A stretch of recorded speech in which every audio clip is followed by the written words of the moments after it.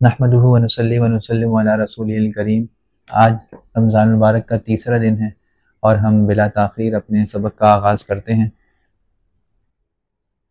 باب ما جاء فی ذکر الموت۔ حدثنا محمود بن غیلان قال حدثنا الفضل بن محموس عن محمد بن عمرو بن عن ابی سلمة رضی اللہ تعالی عنہ عن ابی ہریرہ رضی اللہ تعالی عنہ قال قال رسول اللہ صلی اللہ علیہ وسلم اکثروا ذکر حازم اللذات یعنی الموت۔ هذا حدیث غریب حسن وفی الباب عن ابی سعید رضی اللہ تعالی عنہ۔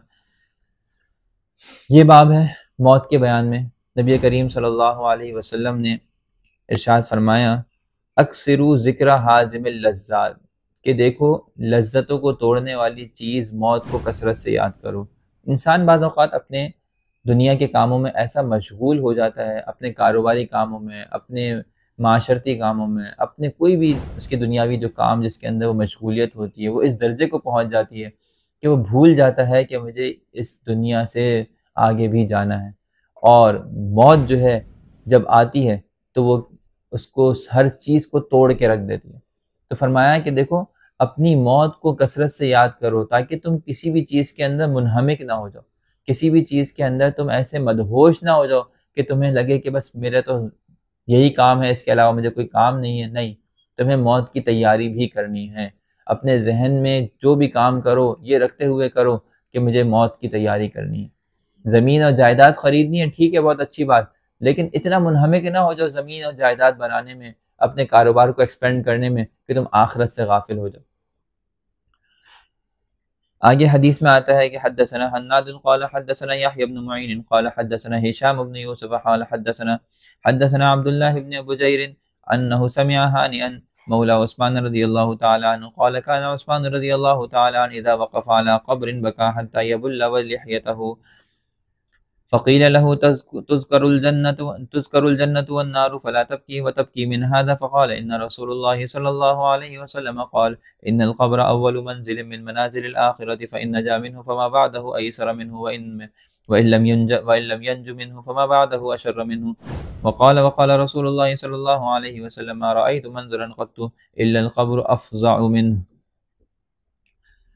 حضرت عثمان غنی رضی اللہ تعالیٰ عنہ کی یہ حدیث ہے، ان کے بارے میں ارشاد فرماتے ہیں کہ اذا وقف علی قبر بکا، کہ جب وہ کسی قبر پر کھڑے ہوتے تو بہت روتے، حتی یبل لحیتہ، یہاں تک کہ ان کی داڑھی مبارک تر ہو جاتی آنسوؤں سے، اتنے ان کے آنسو بہتے کہ ان کی داڑھی مبارک تر ہو جاتی۔ فقیل لہ، تو کسی نے ان سے پوچھا کہ آپ کے سامنے جنت کا اور دوزخ کا تذکرہ ہوتا ہے لیکن آپ اتنا نہیں روتے، لیکن قبر کا تذکرہ ہوتا ہے تو آپ بہت روتے ہیں، اس کی کیا وجہ ہے؟ تو کہنے لگے کہ اللہ کے رسول صلی اللہ علیہ وسلم نے ارشاد فرمایا ہے کہ بے شک قبر یہ آخرت کی منازلوں میں سے پہلی منزل ہے، گویا کہ گیٹ وے ہے اور پاس ہے ایک طرح سے انسان کا آخرت کے لیے۔ اور فَإِن نَجَا مِنْهُ فَمَا بَعْدَهُ أَيْسَرُ مِنْهُ، اگر ایک انسان قبر میں جا کے نجات پا جاتا ہے تو آگے کی سٹیجز اس کی بہت آسان ہوتی ہیں، آگے کے مراحل اس سے آسان ہو جاتے ہیں۔ لیکن اگر وہ انسان قبر سے ہی نجات نہیں پاتا تو فما بعدہ اشد منہ، تو آگے کے مراحل بہت سخت ہو جاتے ہیں۔ اور فرمایا کہ نبی کریم صلی اللہ علیہ وسلم نے ارشاد فرمایا ہے ما رأیت منظرا قط، میں نے کوئی منظر، کوئی جگہ اتنی سخت نہیں دیکھی جو قبر سے زیادہ ہو، یعنی جتنا بھی کوئی انسان کوئی ایسا منظر دیکھ سکتا ہے جو انتہائی سخت اور تکلیف دہ ہو، اتنا سخت اور تکلیف دہ منظر کوئی اور نہیں ہو سکتا سوائے قبر کے۔ یہ حدیث حسن غریب ہے۔ باب من احب لقاء اللہ احب اللہ لقاءہ۔ حدثنا محمود بن غیلان قال حدثنا ابو داود قال حدثنا شعبۃ عن قتادہ رضی اللہ تعالی عنہ قال سمعت انس رضی اللہ تعالی عنہ يحدث عن عبادۃ بن صامت رضی اللہ تعالی عنہ النبي صلی اللہ علیہ وسلم قال من احب لقاء اللہ احب اللہ لقاءہ ومن کرہ لقاء اللہ کرہ اللہ لقاءہ۔ حضرت انس رضی اللہ تعالیٰ عنہ کی ایک حدیث ہے، فرماتے ہیں حضرت انس رضی اللہ تعالیٰ عنہ میں نے عبادہ ابن صامت رضی اللہ تعالیٰ عنہ سے یہ روایت سنی کہ وہ نبی کریم صلی اللہ علیہ وسلم کا ارشاد گرامی نقل کرتے ہیں کہ جو آدمی اللہ سے ملاقات کرنے کو محبوب رکھتا ہو، اللہ تعالیٰ بھی اس کی ملاقات کرنے کو محبوب رکھتے ہیں۔ اور جو آدمی اللہ تعالیٰ کی ملاقات کو ناپسند کرتا ہو، اللہ تعالیٰ بھی اس کی ملاقات کو ناپسند کرتے ہیں۔ بالکل اسی طرح جس طرح ہمارا کوئی دوست ہو، کوئی محبوب ہو، ہم اس سے ملنا چاہتے ہیں، وہ ہم سے ملنا چاہتا ہے، لیکن ہمارا کوئی دشمن ہو تو نہ ہم اس سے ملنا چاہتے ہیں، نہ وہ ہم سے ملنا چاہتا ہے۔ تو ایک انسان جس نے دنیا میں اعمال خیر کیے ہوں گے، اللہ کو دوست بنایا ہوگا، تو وہ اللہ سے ملنا چاہے گا، اور اللہ تعالیٰ بھی اس سے محبوب ہوں گے، یعنی اس سے ملنا چاہیں گے۔ اور ایک انسان جس نے اعمال شر کیے ہوں گے، ہمیشہ اللہ کی دشمنی کے اور نافرمانی کے کام کیے ہوں گے، تو وہ بھی اللہ کی ملاقات کو ناپسند کرے گا، اللہ تعالیٰ بھی اس سے ملنے کو ناپسند کریں گے۔ آپ جانتے ہیں کہ جنت کی نعمت سے بھی بڑی اگر کوئی نعمت ہے آخرت میں تو وہ اللہ تعالیٰ کی ملاقات ہے۔ جیسے کہ قرآن کے اندر اس کو زیادہ سے تعبیر کیا گیا کہ ان کے لیے وہاں جنت ہے اور ایک اضافی چیز ہے، زیادتی ہے۔ تو علماء فرماتے ہیں کہ وہ اضافی چیز اور زیادتی کیا ہے؟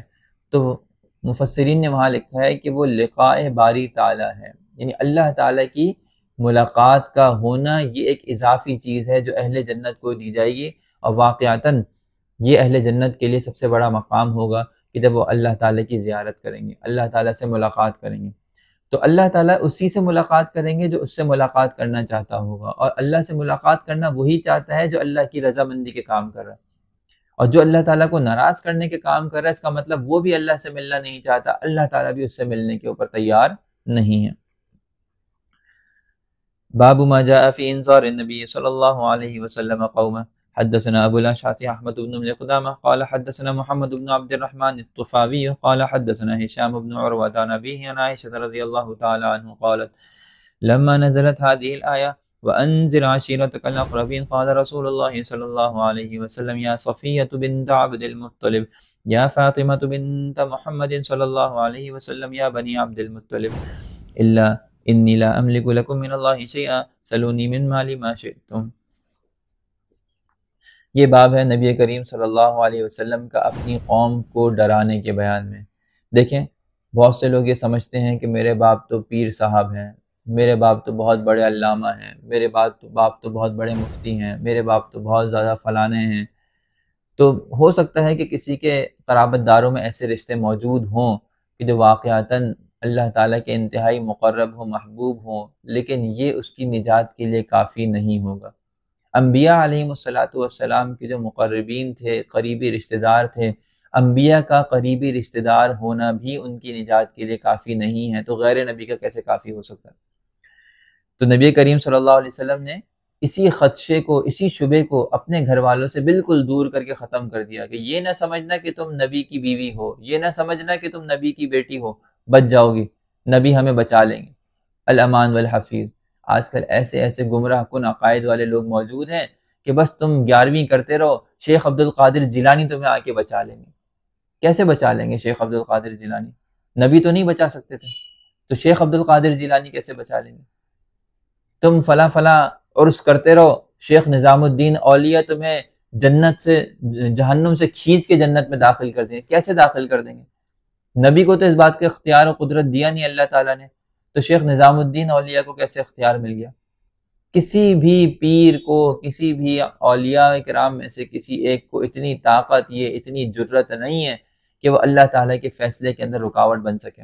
ایک نبی نہیں بن سکتا اللہ کے فیصلے میں رکاوٹ، تو ایک عام آدمی یا ایک ولی کیسے اس کے فیصلے میں رکاوٹ بن سکتا ہے؟ ہرگز نہیں بن سکتا۔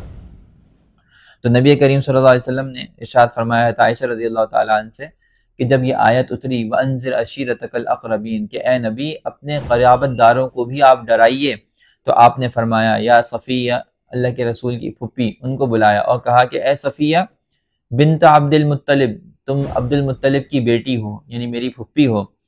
یا فاطمہ، اے فاطمہ بنت محمد، تم محمد کی بیٹی ہو، میری بیٹی ہو۔